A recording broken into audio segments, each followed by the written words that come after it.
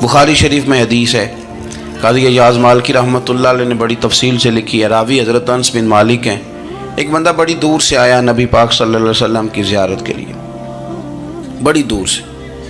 अरब के जो सरदार होते थे उनके बड़े नाज नखरे होते थे। वो खैर आज भी हैं, प्रोटोकॉल का माहौल आज भी, यानी वज़ीर साहब के आगे दो चार गाड़ियाँ ना हों तो उनको मज़ा ही नहीं आता। पुलिस वाले आगे पीछे भागें तो हालांकि उनको नहीं पता कि जो पुलिस वाले आगे पीछे भाग रहे हैं ना, ये हुकूमत बदली तो गिरफ़्तार करने भी इन्होंने ही आना है। लेकिन वो बड़ा मज़ा आता है जब लोग गाड़ी के पीछे भागते हैं। क्या बात है जनाब, बड़ी बात। और हमारी तबीयतों में पता नहीं कौन सी। तो नबी पाक सल्लल्लाहु अलैहि वसल्लम की खिदमत में वो शख्स बड़ी दूर से आया। तो अरब के बादशाहों का मिजाज था, प्रोटोकॉल बड़ा चाहते थे। उनका तो ये तरीका था कि हुक्मरानी करनी है जैसे भी हो। अगर किसी गुलाम ने धूप में बंधा रह गया, ऊंट और छाँव में नहीं बांधा तो दुर्रे मारते थे, और अगर उसने खोल के बांध दिया तो फिर भी मारते थे। कहते थे इतना सियाना हो गया तो उन्हें पूछा ही नहीं, खुद ब खुद ही बांध दिया। वो शख्स हुजूर की बारगाह में आया और बहुत सारे लोगों के पास क्योंकि वो जाता था अपने सरबराह का पैगाम लेके, तो वो कांप रहा है जब हुजूर की बारगाह में गया, डर रहा है। अब ज़रा बात को समझना, नबी पाक सल्लल्लाहु अलैहि वसल्लम ने उससे फरमाया क्यों डरते हो, सादा आदमी है, देहाती है, बद्दू है। अल्लाह के रसूल ने थप की दी, क्यों डरते हो? तो कहता है हुजूर मुझे आदाब नहीं आते और मुझे डर आता है, कोई बात अगर ऐसी हो गई आप मदीने की हुकूमत के सरबराह हैं तो कहीं आप नाराज़ ना हो जाएं। हज़रत अनस बिन मालिक फरमाते हैं बात कहाँ की थी, पहुँच कहाँ गई। जब उसने ये कहा ना कि आप तो हुकूमत के सरबराह हैं, कहीं कोई गलती ना मुझसे हो जाए, तो नबी पाक की आंखों में आंसू आ गए। हुजूर रोने लगे और नबी पाक सल्लल्लाहु अलैहि वसल्लम फरमाने लगे ना भाई, तो किसी हुकूमत के सरबराह के पास नहीं आया ना, तू तो उस बेटे के पास आया है जिसकी माँ गोश्त के खुश्क टुकड़े खा के भी गुजारा कर लेती। मैं तो एक गरीब माँ का बेटा हूँ।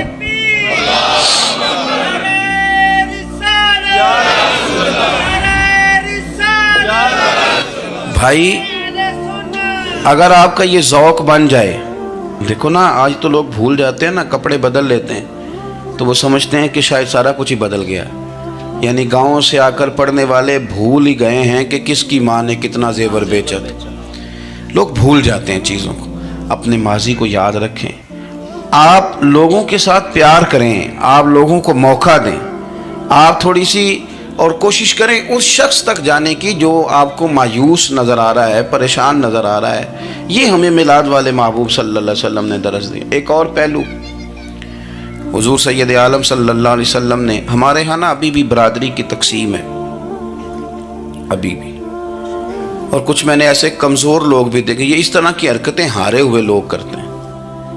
हारे हुए लोग जो अपने आप को समझते हैं कि मैं कोई बड़ा आदमी हूँ। बड़ा आदमी तो अपने अखलाक से होता है, अपने किरदार से होता है, अपनी सखावत से होता है, लोगों से प्यार करने से होता है। बाकी ये कि बैठ के कहानी सुनाना कि मैं बड़ा कुछ करता हूँ, तो जो कुछ करता होता है उसे सुनाने की कोई ज़रूरत है। एक और बहुत सारे लोग आप ताज़ियत करने जाए ना वालिद के इंतकाल के बाद, तो उन बेचारों को बताना पड़ता है कि अब्बा जी मेरे बगैर दवाई नहीं खाते थे। तो मैं कहता हूँ अगर तेरे बगैर नहीं खाते थे फिर बताने की ज़रूरत नहीं, फिर तो सारे गाँव को पता होगा कि तेरे बगैर नहीं खाते थे। और अगर कोई दाल में काला है तो फिर तेरी वजाहत कोई बंदा कबूल नहीं करेगा। तो आपको बताना क्यों पड़ रहा है, और आप बार बार इस बात का जिक्र क्यों कर रहे हैं कि हम बहुत बड़े कबीले के हैं? साहब अगर आप बड़े कबीले के हैं तो पता होगा सारे इलाके को आप कितना लोगों का ख्याल करते हैं, आप किस कदर मोहब्बत करते हैं, आपका अंदाज़े करीमाना किस तरह का। फिर आपको बताने की कोई ज़रूरत नहीं होती, फिर खुद ब खुद खबर होती है। हज़रत सैयदना अबू ज़र ग़िफ़ारी रदी अल्लाह ताला अन्हु, कबीला बनु गफ़ार एक बड़ी शाख थी कबीलों में से। जो लोग उस ज़माने में मालदार कबीलों से ताल्लुक़ रखते थे उनमें से एक बड़ा नाम था। सारी ज़िंदगी चौधराहट की, लेकिन मिलाद एक इनकलाब का नाम है। मैं मिलाद मनाने वाले दोस्तों से गुजारिश करता हूँ कि आप हर साल मिलाद मनाएं और हर साल मिलाद के बाद आप थोड़े बदल भी जाएं, यानी थोड़े से बदल जाएं। कुछ लोग कहें यार ये दाढ़ी मैंने ना 12 रबीउल अव्वल वाले दिन रखी थी, ये मेरी मिलाद वाली दाढ़ी है।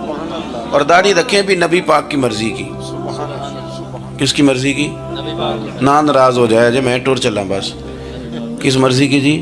अपनी मर्जी के नहीं। दाढ़ी का वज़न को नहीं होता कि पूरी मुट्ठी रखेंगे तो आपको कोई दिक्कत होगी, इनको कोई वज़न नहीं। पूरी रखें, जो हुजूर का तरीका मुबारक है जो हमें मिलता है उस पर आप तवज्जो फरमाएं। तो मैं जो बात अर्ज़ करने जा रहा हूँ वो मिलाद इनकलाब है।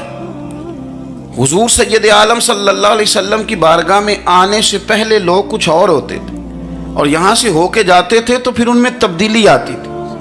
मैं सारा दिन करामतें सुनाऊँ ना किसी को अपने पीर साहब की और अपने घर में भी कि मेरे हजरत बड़े, मेरे उस्ताद बड़े, लेकिन बीवी के साथ अगर मैं तुर्श लहजे में बात करूँगा तो वो कहेगी ये सिखाते ने तेनों पीर साहब। दोस्त कहेंगे ये सिखाते हैं आप। तो आपकी कहानियाँ नहीं चलती, आपका किरदार चलता है। हज़रत अबू ज़र ग़िफ़ारी रदी अल्लाह तआला अन्हु फरमाते हैं, चूँकि मैं चौधरी था, सैयदना बिलाल हबशी रदी अल्लाह तआला अन्हु के पास में बैठा था। किसी बात में बात आगे बढ़ी और बढ़ते बढ़ते बात शकरंजी तक चली गई। राय के इख्तलाफ ने बातों में तलखी पैदा कर दी और जब थोड़े लफ्ज़ और तेज़ हुए तो मैंने उन्हें कह दिया, चुप कर, तू तो अबशन का बेटा है। किसके बेटे थे हज़रत बिलाल? कहते हैं जब उन्होंने मुझे कहा तो मेरा दिल बड़ा टूटा, लेकिन मैंने इरादा किया कि मैंने हुजूर की बारगाह में नहीं अर्ज़ करनी। अब हर बात की हम हुजूर की बारगाह में शिकायत करें। लेकिन मैं जाके मस्जिद में बैठा और जब सरकार आए ना, इरादा नहीं था कि अर्ज़ करूँगा, लेकिन हुजूर का चेहरा देखा तो दुख मेरा खुद ही ताज़ा हो गया। रोने का भी तो तब ही मज़ा आता है ना कोई अपना मिले तो। फरमाते हैं कि मेरे आंसू ना बग़ैर इख्तियार के छलक पड़े और मैं खुल के रोए, खुल के। कुर्बान जाऊँ महबूब के भी हुजूर ने पास नहीं बुलाया, बल्कि नबी पाक उठ के खुद मेरे पास आए और मुझे कंधों से पकड़ के सीने से लगाया। और जब मैं खुल के रो लिया तो हुजूर मेरे आंसू पूछने लगे।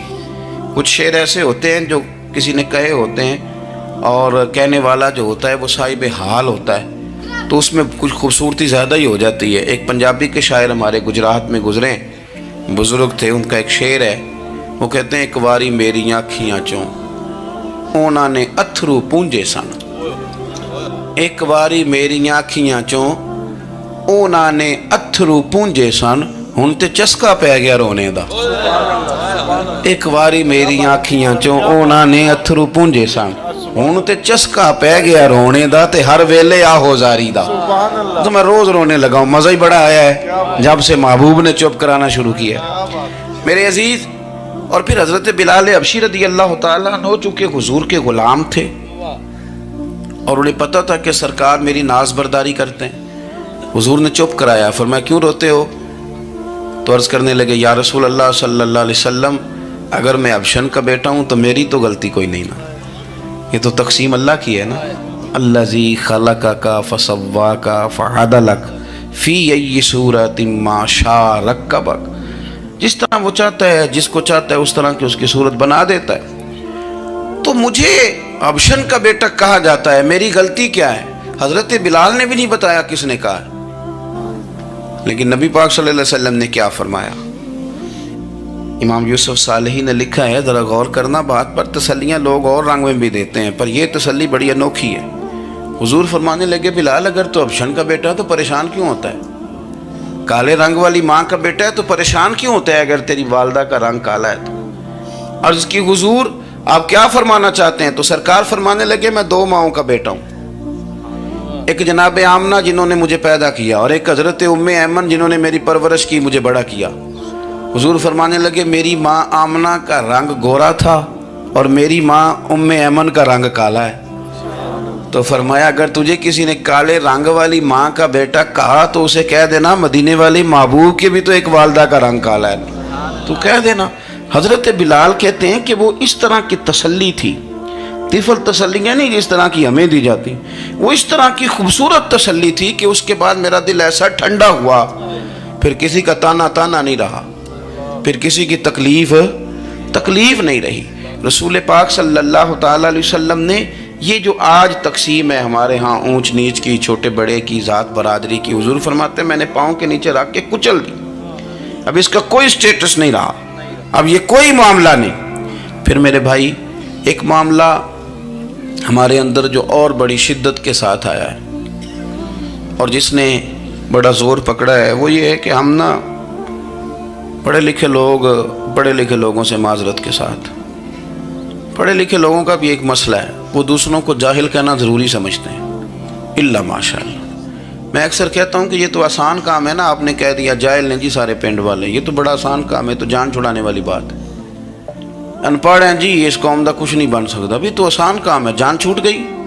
میں بھی کھڑا ہوتا ہوں نماز جنازہ کی امامت کرنے کے لیے، کبھی تو کہہ دیتا ہوں کہ جناب آج لوگوں کو نماز جنازہ کی دعا نہیں آتی، تو سوچتا ہوں کہ اگر کسی نے کھڑا کر کے پوچھ لیا کہ آپ نے کتنے لوگوں کو یاد کرائی ہے، ہم نے کبھی کہا کہ آؤ بیٹھو یاد کراؤں، تو اس کا جواب کیا ہے؟